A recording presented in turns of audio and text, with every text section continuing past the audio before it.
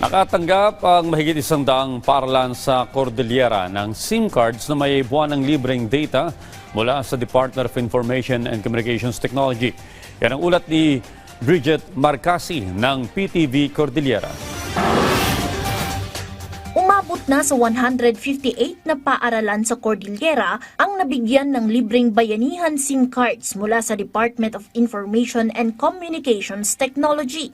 Sa tala ng ahensya, 24,000 SIM cards pa lamang ang naipamahagi mula sa target na 61,000 na inilaan sa rehiyon.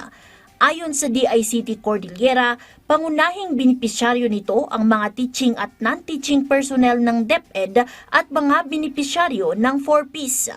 Ang mga SIM card ay may kasamang 25 gigabytes na libreng data bawat buwan sa loob ng isang taon upang makatulong sa pag-aaral ng mga estudyante, lalo na sa mga liblib na lugar ng bansa. Currently, we have 158 schools na po ang nabibigyan natin and continuous pa ongoing pa distribution sa Benguet and sa Kalinga. Buwan-buwan ho yan, so every first of the month mag-replenish po yung 25 gigabytes. Nagsimula ang distribusyon noong December 2025 at inaasahang madaragdagan pa.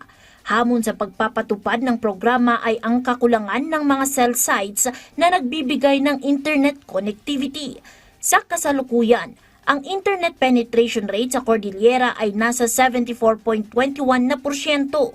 Sa Baguio City ay nasa 100%, Mountain Province na 88.88%, Benguet na 81.4%, Apayao na 76.69%, Kalinga na 71.24%, Ifugao na 60% at Abra na 41.25%. Kahit dami sana ng mga schools na pwede nating bigyan ng mga SIM cards na yon, hindi natin talaga sila nabigyan dahil limitasyon ay yung connectivity. Kasi ang buhay ng SIM card na yan ay connection.